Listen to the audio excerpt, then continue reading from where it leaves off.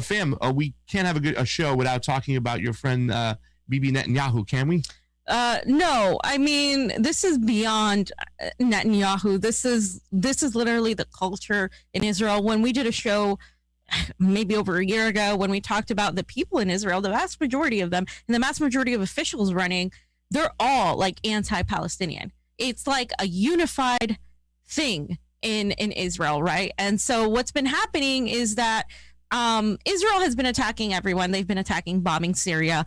But specifically, meanwhile, they have been, of course, going after Palestinians. And the attacks on Palestinians had hit an alarming, just like tipping point. They attacked them at the Damascus Gate, right? Israel attacked the Palestinians at Damascus Gate. Oz, can you show the title of that, please? It's just like at the top part. Yeah, the top part. There it is. Yep. And so Israeli forces used stun grenades to disperse the Palestinians gathered at Damascus Gate and in occupied East Jerusalem's old city. Of course, this is the brunt, right? The area where there's the brunt of the fight between Palestinians and Israelis. Israeli police on Saturday used stun grenades to disperse Palestinians that were gathered there in East Jerusalem. A large number of Palestinians gathered after performing the Tarwas prayer in Al-Aqsa Mosque. So there's a video. We don't have to play it because we're going to play a bunch of videos. But they have protested, of course, and in solidarity with the residents of Sheikh Jarrah neighborhood amidst clashes with Israeli police because these people are being removed from their homes. And at least 205 people were injured in the Israeli attacks on this mosque, and we're going to go over that in a second. And the Damascus Gate of the Old City and the Sheikh Jarrah neighborhood on Friday. This is according to the Palestinian Red Crescent. So that's what's happening, guys. It's been really bad. And today, and what I mean by today is our time, midnight, right? Because the time difference. There was this. Parisi Zainab said, "The world always turns a blind eye when Muslims are the ones facing oppression. May Allah help those in need in Palestine and ease their difficulties." This is beyond terrifying how easily someone can take away a basic human right. And they tagged the UN and they said, save Sheikh Jarrah. What's the first sentence say again, fam? The world always turns a blind eye when Muslims are the ones facing oppression. And that's the thing. We talk about this all the time. We talk about, okay, listen, we understand that we have a lot of social issues to fix here, but we have to fix issues over there as well. We cannot turn a blind eye. Yeah, I just want to go back to that picture, Oz. I wanted to mention the "We Can't Breathe Since 1948" sign, because this is an important distinction that happens. See, in America, we focus on domestic issues only. We, unlike everybody else around the world, don't know. The vast majority of Americans can't point Palestine on a map. Can't don't really know what's going on. And I'm not trying to insult that. I'm saying that is by design. That is by design. They don't want you to care about everybody else and who gets bombed. I'm not saying it's not important to look at police brutality, right? But you have to understand that we're a violent country and we're going to be violently domestically to our citizens. If we do that to our citizens, imagine what we do to the rest of the world. And this is something that never gets talked about. We never talk about the connection between imperialism and police brutality. Like, you have to make that connection. This is why people like Malcolm X and Fred Hampton were murdered, because they made that connection. They understood that it is imperialism that drives, of course, through capitalism, but it is the imperialism of our empire and the boot that is spread all over the world that comes home and does the same thing. And until we make that connection, we're gonna be seem like hypocrites to the rest of the world, because we care about people of color here. Apparently, that there's these uprisings, but when it happens outside of our borders, there's literally, nobody's talking about this. I've had Palestinians message me saying, "Hey, please talk about this, because we're being completely shunned. The media is completely not talking about this at all." Yeah. What happened in 1948, fam? What, 1948? Yeah, it says we can't breathe since 1948. Well, that was when Israel took over, and when they decided after World War II, the Israeli state, they stopped recognizing the Palestinians. Yeah, they started. They're in illegal occupation. Yeah. That's what happened, and there was no say. There was no like, oh, well, let's try to divide this. No, it was an illegal occupation. And again, at this point, people aren't even saying Israel doesn't have the right to exist. I mean, some people may be saying that. What people are saying is, give us back the borders we had. Yeah. Like, give us back like the portion of it. Let us exist in a peace. But now it's apartheid, and so now you're going into the territory of you can't have segregation. Like, it doesn't work. You know, we can look into South Africa, etc. So, so he's got a different one. Okay, yeah, no, that's not the right one. Hold on, let me pull it up. So we have the there we go. So this video is the Palestinian women and men are responding to the brute and disproportionate violence of Israeli occupation forces with stones, death over dignity. So we can play the video, but I just want you to understand how the media is going to portray this. Is these people were throwing stones, so Israel had the right to retaliate, because that's literally been said before.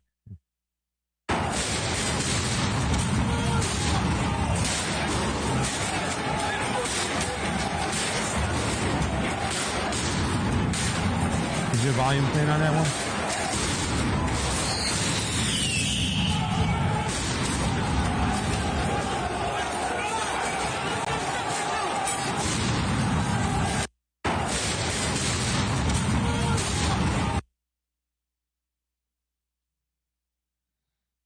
We got that one in, Oz? Perfect. The volume was playing? Was the volume playing? Yeah, I think so. Oh, okay. Perfect. Okay, we didn't hear it, so it's okay. So, yeah, we just wanted you to get a feeling of what it was like and what people are going through. It's pretty awful. And once again, they're throwing stones. We've seen people shot in the head, sniper style, because of the stones. We should be at that one next, right? We just played the mosque one. Okay, so now this is Al-Aqsa. Yeah. And let's just go ahead and I believe that's a video as well, correct?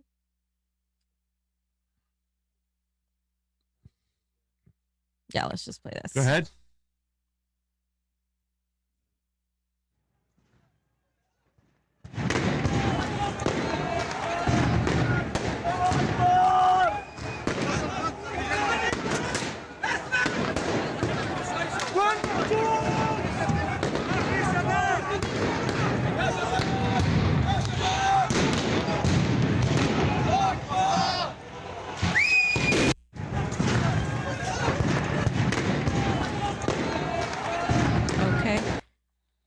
This next one's really hard to digest too, fam, as well.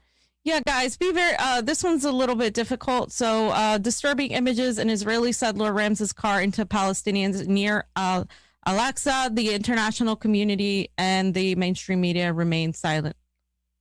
So here's the next one. This is a little hard. Warning. So, warning.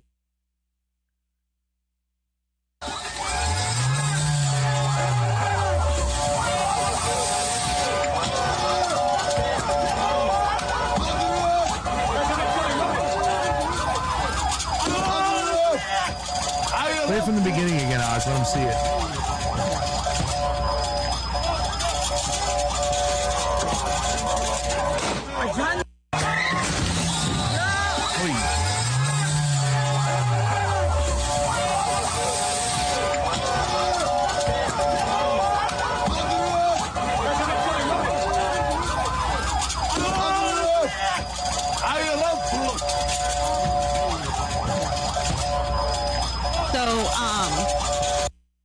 Yeah, so we've seen instances like that here with the police, not obviously as like forceful as that, but if you recall what happened in was it Virginia in Charlottesville in 2016, that this is more similar to that, right, where it was like intentional. It's hard to watch, but why is this all happening? And this is happening because Palestinians are getting pushed out of their homes. And these people are basically taking possessions. The Israelis are taking possessions of their homes. New settlements are coming in. And the Palestinians that were there trying to keep hold of their land and their homes are being physically removed from the area. And some are fighting back. And this is in Sheikh Jarrah. And that's what the protests are about. Now, this is a Palestinian man who was shouting during his arrest, saying Jerusalem is Arab, Jerusalem is the eternal capital of Palestine. So there's the video.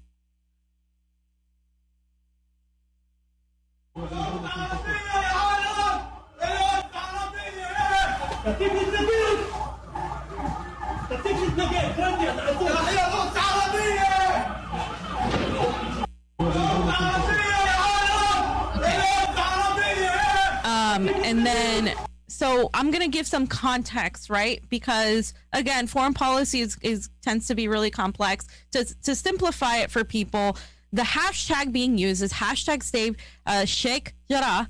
And this is how this came about. So in October of last year. In Instagram? Yeah, this is on Instagram. This is the Instagram link. Here we are. Okay. So in October of last year, an Israeli court ruled to forcibly evict 12 Palestinian families from the East Jerusalem neighborhood of Sheikh Jarrah and hand their properties to Israeli settlers. Some families had only until next month to evacuate their homes. So as a result of over 550 Palestinians face the threat of dispossession. So basically they are going to be removed from their homes, right? The court ruled that each evicted refugee family must pay $20,000 to cover the settlers' legal expenses. Guys, $20,000 to cover their. This is absolutely just. Hold on one second. Disgusting. Yeah. All right, so there's the Let's Talk Sheikh Jarrah, and the next one, Oz. Fiorella just kind of read about it right there. She talked about it. How much is it right now? $20,000. Yeah.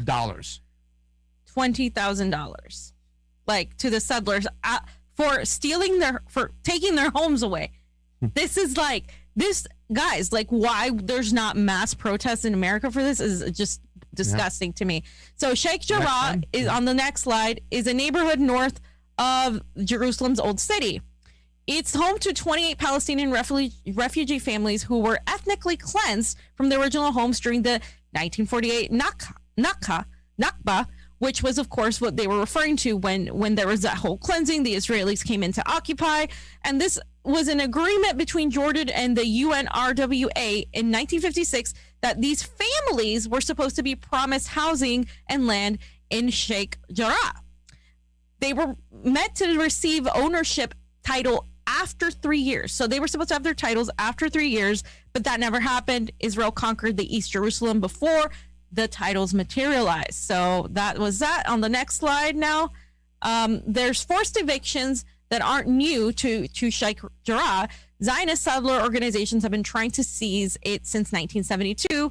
They were backed by these soldiers, police, and private security firms. Settlers routinely drag Palestinians out of their homes. This has been happening, and throw all of their possessions into the street. Not only are they left homeless without any state support, but Israeli authorities even charge his families extortionate fees to pay for their own evictions. Again, the $20,000. So the next one, they aren't evicting us from our homes. They're evicting us from our humanity, said this person said. In 2009, half of Mohammed El Kurd's home in Sheikh Jarrah was seized by settlers. He was 11. Since then, all that has separated us has been drywall and blankets on a clothesline. The blankets are there to block the settlers from harassing us. They often stand by windows exposing themselves or spitting harshly pronounced Arabic curse words at us. I've repeatedly witnessed them beat their dog before unleashing it after us. One night, settlers threw a television at my grandmother, putting her in a coma. While the ambulance drove off, they made a pit fire out of my baby's sister's crib. My sister, 2 years old at the time, struggled with a panic disorder well into the following decade. So this is just like a story from one person.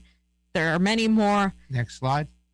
Isn't forced eviction illegal, right? Under international law, it could be a war crime, right? But not according to Israeli law. Laws like the 1950 absentee property law allow these forced evictions and land confiscation. So while Palestinian families are technically allowed to file appeals to the Israeli courts, the courts usually throw them out and they refuse to check on the Palestinians' ownership documents. So many of these families have been living in their homes since the 1950s, decades before the settler organizations laid claim to the land. So they were there first. The systemic complicity of all these institutions, courts, military, police, federal organizations, the government is part of the policy of ethnic cleansing. They want to get rid of these Palestinians, period. The next slide. So Sheikh Jarrah is an illegal issue. It's a political one. This is just one example of Israeli settler colonialism, which aims to create a Jewish majority and not just in East Jerusalem, right? We're seeing this happen right now, but across Israel, Palestine, by establishing segregated Jewish-only settlements. This is why people are saying this is apartheid.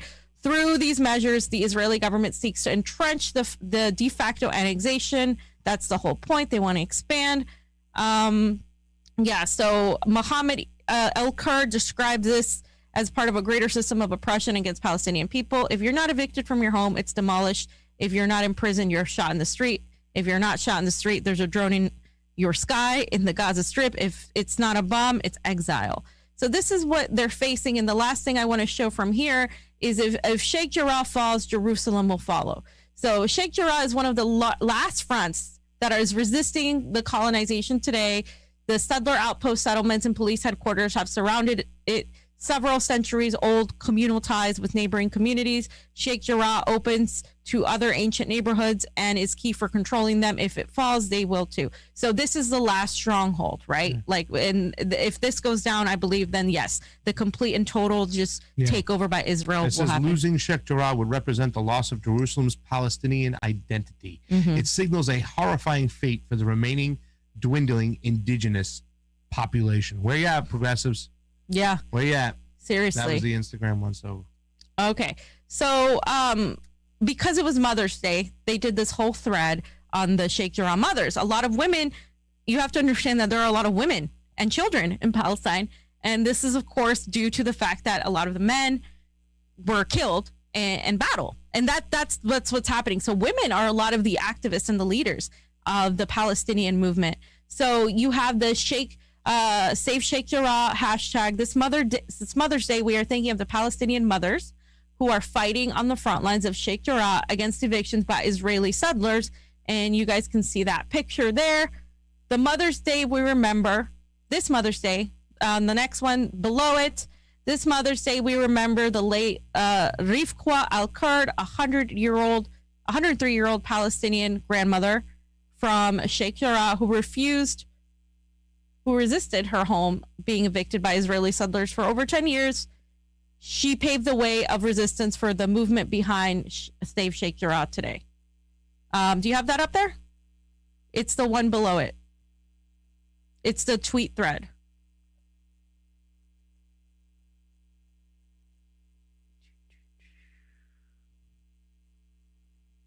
It's the one below that one. Yeah, if you click on that tweet right there, we'll just go below it. Yeah. No, it's the same. It's the same one. All right. Read the first intro to the tweet so I can get it for you. Yeah. So the first one was this Mother's Day. We are thinking of Palestinian mothers, and then right below it, this Mother's Day we remember the late. What's it on the folder so he knows? This Sheikh Jarrah mothers. Yeah, that's the first one. All right. Sorry, guys. It's okay. Lost my spot there. Right there. Sheikh Jarrah mothers. Okay. There. Right there. We're going into that thread. There you go. There we go. All right. I think we got it. Okay. So, yeah. So this woman was the 103-year-old activist, and she fought for a long time. And they were remembering her for her resistance. And the next one, this Mother's Day, we are thinking of the mother of Saeed Odeh, who we're going to go into his story, the 16-year-old Palestinian boy who was shot and killed by Zionist forces 4 days ago at that time. May all our mothers of martyrs receive their due justice. So there's that. This Mother's Day, we are thinking of 60-year-old Palestinian mother Faima Al-Rub, who was shot and killed by Zionist forces 7 days ago. She was stripped from ever celebrating another Mother's Day again. Hashtag Free Palestine. And that's the last segment I wanted to read on that. And so another thing I have to point out as being an election integrity person, is the U.S. meddling in Palestinian elections, right? Yep. And this is back to the next Instagram slide. Yeah. And there you go. And just let me see. Okay, so we're gonna read all of them on this quickly. So let me just bring that up. So let's talk Palestinian elections, and why they were canceled, right? And this is, of course, this is a wealth of knowledge if you guys want to check them out. This is the Instagram Let's Talk Palestine. So on April 30th, Mahmoud Abbas, the head of the Palestinian Authority, PA, announced that the legislative election scheduled for May 22nd would be postponed to an unspecified date, effectively canceling them. Here are 8 things to know. So, number 1, Israel refused to let Palestinians in East Jerusalem vote. The PA requested permission from Israel for 6,300 Palestinians. Next slide, Oz. There we go. From East Jerusalem to vote in post offices, as in previous elections. Israel hasn't formally replied, but signaled it wouldn't let them, as it would challenge Israeli claims to the entire city. Jerusalemites can participate in elections for the Palestinian Legislative Council as stipulated in the Oslo Accords. An election without East Jerusalem means surrendering the eternal capital of the Palestinian people. That's not an option, so they don't want that. 2, Abbas and his party, Fatah, would have probably lost. Fatah's list would likely have received fewer votes than the rest of the list, only 28% according to the polls. The election would have likely seen Hamas and independent left-wing candidates gain power. So they had to stop this election, right? Yep. Because Hamas cannot take power or there would be a revolt. There have been no elections for the Palestinian Legislative Council since 2006, which Hamas democratically won. After 16 years of dictatorship, Abbas's grip on power would have been weakened. Slide 3. Or point 3, Abbas dismissed solutions to let East Jerusalemites vote. A whistleblower said that at least 4 workable options were presented to allow East Jerusalemites to vote without Israel's permission. 1, placing voting stations in the UN facilities. 2, placing them in European embassies. 3, electronic voting. 4, placing polling stations in Jerusalem. Analysts said that there were even more options, including some to pressure Israel into cooperation. Abbas' refusal to even consider a solution suggests that the real reason for the election cancellation is to preserve power, using Israel's authoritarianism as an excuse. So they don't even have some of the Palestinian members that want. Oh yeah, Abbas is not really well liked over there. Exactly. He's no Yasser Arafat. Let's put it that way. Yeah. So they're of course in coordination with Israel, which sucks for the Palestinians. It really does suck. 4, Israel is cracking down on political activity in Jerusalem. The military regime has issued orders against Palestinian election-related events, and its police have threatened hotels which hosted such events. Ghada Abu Rabi, a Fatah candidate, was given a written order to come to the Israeli police station where she was warned not to participate in the elections. So they're pressuring these people to stop it. This is a key illustrator of life under apartheid, where Israel strips Palestinians of all political rights while allowing Israelis civil freedoms. So again, it's not an equal rights society. 5, Israel and the U.S. wanted the elections to be canceled. Notice, and the U.S. Israel and the U.S. feared a potential Hamas victory. Hamas victory does not bode well for the United States either, as took place in 2006. This would be a nightmare scenario for the 2 imperial powers. In March, 2 Israeli and American intelligence officials met with Abbas. They threatened him and attempted to interfere with the list running for election. This is the United States interfering in other elections yet again. And you think that your elections are fair and free? 6, it may tear Fatah apart further. Fatah was already fragmented. Marwan Barghouti, the most popular Palestinian political figure, had joined the dissident Freedom List. The list is led by Nassar al-Qudwa, a veteran ex-Fatah diplomat and Yasser Arafat's nephew. Yeah. Another list is headed by ex-Fatah member Mohammed Dalan. All these lists challenge Fatah's monopoly. At the age of 85, Abbas won't last much longer. Candidates Jibril Rajoub, Mahir Farah, and Hussein al-Sheikh saw the election as an opportunity to prove their leadership ambitions. Postponing the elections has angered them and may create deeper divides within Fatah. So they're divided within themselves as a party. 7, this risks fragmenting the Palestinian movement further. After years of hostility, Fatah and Hamas, the 2 biggest parties, had finally come to an agreement on the elections. They understood national unity was especially important at a time when the entire Palestinian liberation struggle is facing an existential question. Since the announcement, though, all opposition parties and lists have come out in forceful condemnation of Abbas's decision.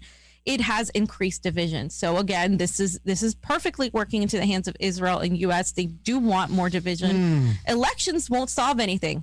Yep, they're at a point where that's not going to happen. The Oslo Accords, next slide, never intended this PA to be democratic. Okay, it was designed to prop up these specific groups, mainly Fatah, while marginalizing the large sections of Palestinian society that remain critical of the Accords. Foreign actors have actively supported the suppression. The most obvious example is when Israel, the U.S., and the UK helped Fatah overthrow Hamas, which had democratically won. Again, we're going back to that. 2006. Exactly. And so Israel and the PA have since cooperated to target political opponents with arrest, intimidation, and torture. What's the point of an election if Israel can intervene if it doesn't like the winner? And not just Israel, obviously, but backed by the United States. Sounds like the United States. Exactly. What's the point of elections if they can intervene? So in this authoritarian context, of course, elections may escalate grievances between groups that refuse to take part, while distracting opposition running for election and providing a cover for legitimacy and illegitimate leaders. So there's that. And guys, like divide and conquer. This is the key thing, right? They're always gonna divide and conquer. So I have to go over what happened with a 16-year-old Palestinian teen, Saeed Odeh, right? Yeah. So on May 5th. Yeah. So on May 5th, 2021, right? Just last week, 5 days ago, 16-year-old Palestinian teen Saeed Odeh was on a walk with his friend when he was shot and killed by Israeli soldiers. This sounds vaguely familiar. And they were at the entrance of their home village, Jardula, when Israeli forces fired live ammunition at them. Several fatal bullets to Saeed's shoulder and pelvis eventually killed him. The Israeli soldiers then shot Saeed's friend after he tried to approach Saeed's body to provide him aid, wounding the friend. And next slide. Next slide. Next slide. There you go. Okay. And then as Saeed lay dying, Israeli troops prevented a Palestinian ambulance from reaching Saeed for at least 15 minutes. So they blocked any aid to him. So by the time the ambulance reached him, it was too late, and Saeed had succumbed to his injuries. Can you imagine just bleeding out, dying that way, ladies and gentlemen? How disgusting is that? And that happens on a regular basis to the Palestinians. And it's like I said, it's mostly children and women, right? And then since 2000, on average, the Israeli army has killed one Palestinian child every 3 days. Jesus. We saw that movie, Gaza Fights for Freedom. We've talked about it several times. Documentary. This is true. It's always women and children. The murder of Saeed Odeh comes after an Israeli soldier killed Ali Abu Aliyah, a 15-year-old Palestinian, on December 4th, 2020, his birthday. Ali was only one of several Palestinian children murdered by Israel in 2020. And another was killed last January. And I think that's it. Yes, that's it for that. And so here are some of the videos, some more videos of these Israeli soldiers opening fire on these worshippers. Just so you know, this isn't the latest. This has been happening now. And we're just going to play some of the videos because people need to see this to understand why we're outraged, why we should all be outraged. All right, you're on the right video, brother.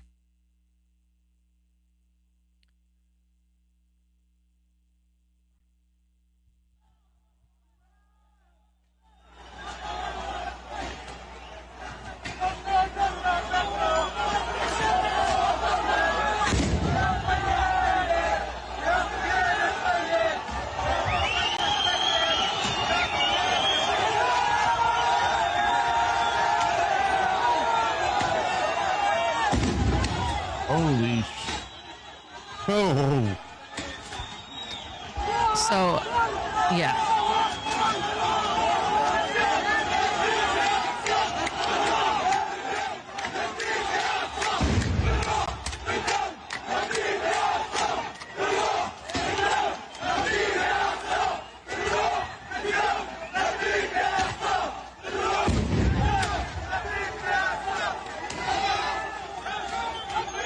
You see the troops coming out over there, filing in there, war style. People are throwing rocks at them.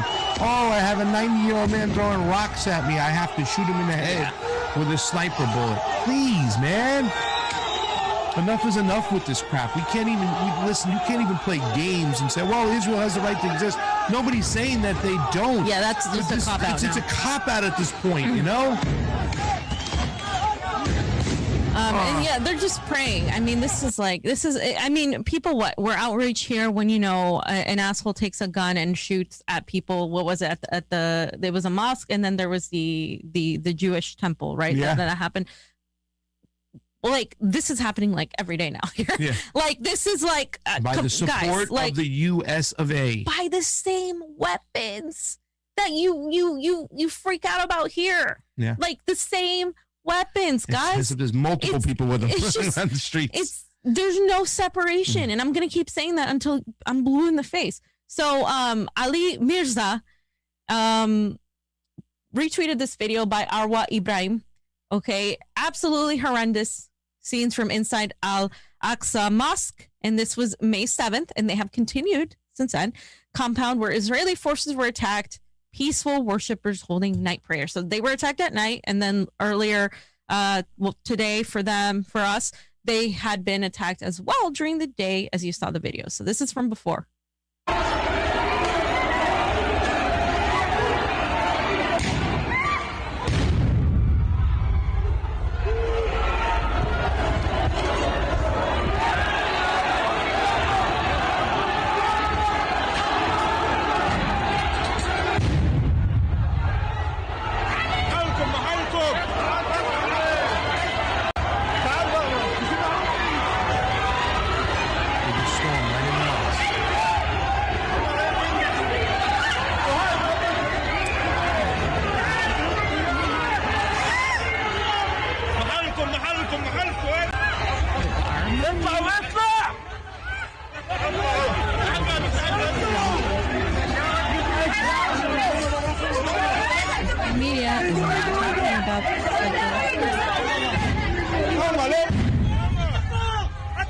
Our entire government protects Israel. They make sure there's no accountability. They call everybody who criticizes them an anti-Semite.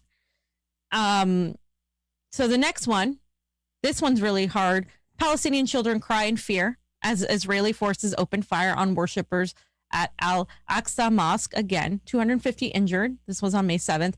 The mosque was completely desecrated, stepped on. Journalists, the elderly, women and children were shot, and medical sites attacked. Yeah. We can't even go in there because they're shooting journalists. This has been happening. They've killed journalists before. This is, let's just look at this. This is what sparked the uprising. Yeah.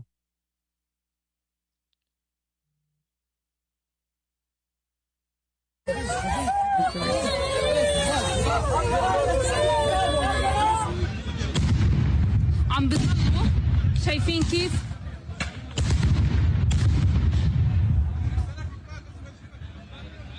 كانوا عم بيصلوا شوفوا كم قنبلة صوت طلعوا على بيصلوا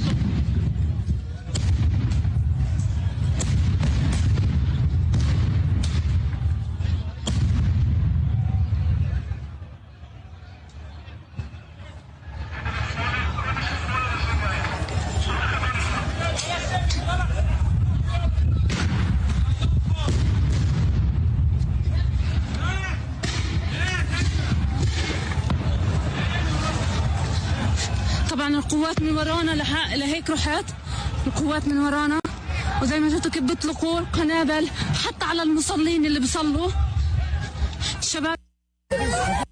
Okay. The next one's a pretty crazy one too as well, fam. Yeah, so Orenziv said, watch, Deputy Mayor of Jerusalem, Ari King, tells a Palestinian activist it's a pity he wasn't shot in the head. This was May 7th, again, at Sheikh Jarrah.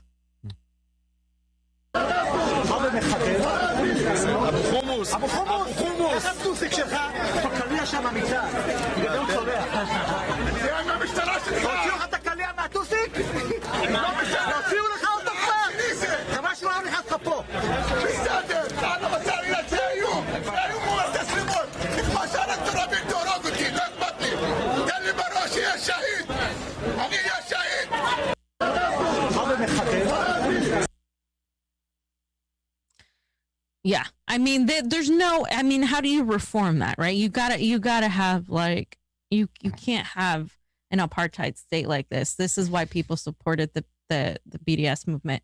Now, Sora posted, the world should be ashamed. And we should right now. I am ashamed. Look at Yemen today. Could stay supporting Palestine. Yemen, that is undergoing their own humanitarian crisis, of course, through Saudi Arabia, through us again. And look how they took to the streets in support, not just a few hundred, thousands and thousands of people, guys. But everybody wants to sit here and complain about the pronouns and everything that's going on over here and whatnot, and the way our citizens treat each other, bullshit. And ignore the millions of Muslims that we kill every year with our sanctions, with our bombs, with just our support of these tyrannical regimes and shit. I mean, enough is enough. Can we get closer? So let's click on the first top picture over there. Yeah. We want to show that picture. There we go. Look at that. Yep. Look at that, ladies and gentlemen. That's in Yemen, and they're going through their own thing right now. You know what I'm saying? One of the worst humanitarian It's like, situations. yeah, dude, but come on. We're going through COVID. Wear your mask. Yeah, seriously. Please. Like, oh, God. Ajamu always has something good to say, right? Ajamu's great. Great. So on the next tweet, on the next thing, Ajamu Baraka, who has always been talking about, imperialism, says, have you seen what Israelis are doing to Israel in Israel? Folks, let's be honest. Israel is not only an apartheid settler colonial state, it is a fascist state. Yes, this is fascism. How can anyone with an ounce of morality justify Israel's treatment of Palestinians? I mean, you can't justify this. You can't. This is it. I mean, there's no two sides. No, this is like very one-sided. You know what Joe Biden once said? Well, I am a Zionist. Yeah. Oh, and thank you for reminding us of that, Pasta. I am a Zionist. And what's his name says Kamala Harris is a little darling of AIPAC. But let's hear this squad just virtue signal and yell about shit, but not hold anybody in their own goddamn party accountable. Yep. And as we're wrapping up this section in the last two spots, and then we have one more section. Anthony Blinken, of course, said this. He said, she's got the first tweet up. Yeah. It's the third one. Third tweet. It's below it. I don't think he can get to it, but we'll read it. Okay. We'll read it. Okay. Yeah, that's... If you just scroll down, it just should be. There you go. Oh, we will continue. We will also. A little bit, Oz. 1 second. That one. There you go. Yeah. So we will also continue to push back forcefully when we see countries undermine the international order, pretend the rules we've all agreed to don't exist, or violate them at will. For the system to deliver, all countries must abide by it and put in the work for its success. Fuck you. So you are going to push back forcefully on countries that we sanction, on countries that won their independence, but you're not going to push back forcefully on Israel. I don't see any pushback on Israel at all. In fact, I see a defense, a running cover, a carrying water for Israeli war crimes and humanitarian crimes. Now, this is violating international law. I have not seen the United States at all. I've only seen a few of the congresswomen. Of course, they had to be Muslim. Condemning this. Rashida Tlaib condemned it. I mean, but other than that, I haven't seen. Don't take that off. I want to read that one sentence there again, by the way. Go ahead. No, go ahead. I just said, pretend the rules we've agreed to don't exist. What fucking rules did everybody agree to? No, the imperialists made the goddamn rules, and now you're getting upset because people aren't freaking following them. Yeah. Because they're fighting for their goddamn lives. They're fighting for their independence from the U.S. imperialist Christmas. And this is what I wanted to show to you guys, because I think it's important, and I don't mean to, say one issue isn't important. I meant to say both are, because this is what's happening. The truth is, and this is by somebody who is a Palestinian artist, right? They posted this. Look, the imperial boot of the United States through Israel, you see the Israeli flag there, is on the neck of a Palestinian man. And you can see the world covering their eyes. Nope, we don't care. We're not going to look. We're not going to focus on this. We're not going to have marches. We're not going to make hashtags. We're just going to fucking, Can't hear you. No, that's it. We're going to ignore it. Meanwhile, when you see George Floyd, of course, the United States is like, look at this. This is completely unfair. It's the same thing. That is unfair. This is unfair. There's no separation. Our international foreign policy is our domestic policy. There is absolutely no, there is no line dividing it. The only difference is the geography. But other than that, it's the same type of violence placed on citizens, and you have yet to see it because we haven't even seen what these people are doing. Now they're imposing fascistic authoritarian measures on you, on your internet abilities to look and watch what you want. They're censoring everybody. Now they're going against protesters in the street. They're trying to make it felonies for people to protest all over the United States, not just in Florida. Now that's setting a precedent, and that's on the ground, of course. And we're talking about big tech is another way they are suppressing you, and the jailing of journalists, the complete disregard for press freedoms through Julian Assange. And now this in Palestine, you're not hearing about it in mainstream media. They don't care. They don't. They support the United States is justifying Israeli war crimes. And this whole the Republicans are bad. Blah blah blah. There's so many Democrats that are just so pro AIPAC. There's Zionists, Chuck Schumer, Joe Biden.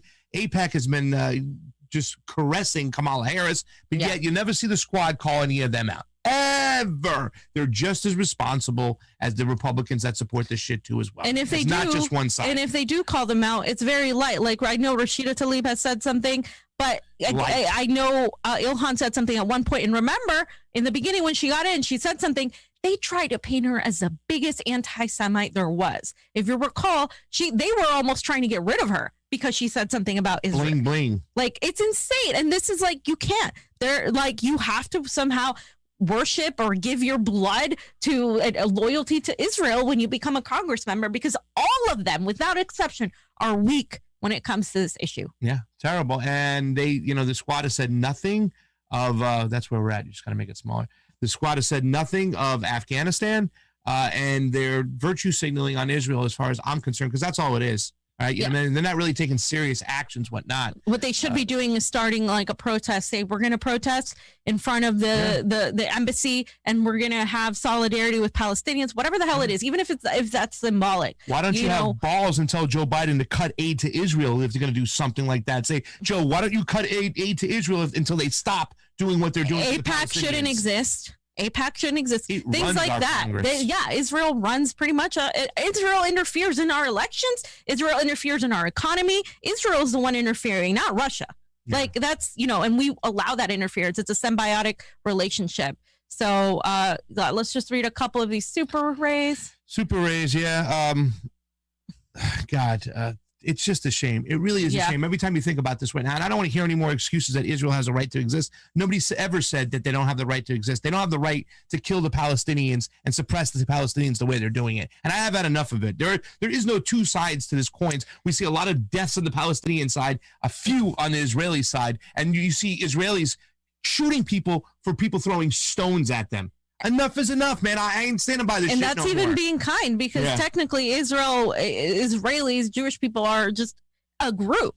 They weren't ever a state. And the fact that happened was already like, okay, fine. Like Israel has a right to exist. Okay. People made that concession a long time ago. So using that is no longer applicable. It just isn't. Yeah, it's disgusting, because the same thing that happened to Jewish people in World War II are the same thing that they are doing right now to the Palestinians, and it's disgusting, and everybody's ignoring it. Nobody's even paying attention to it. I mean, we have all this death and destruction going around the world, a lot of U.S. intervention causing these things along with Israel, and we say nothing. We say nothing. We don't want to hear anything. It's terrible, and it's disgusting, and it's the most racist thing we can do is to go around and bomb indigenous people in their homelands and kill them. That's exactly what we're doing. It's disgusting. So let's get with it. Let's wake up, progressives. Let's get on the ball.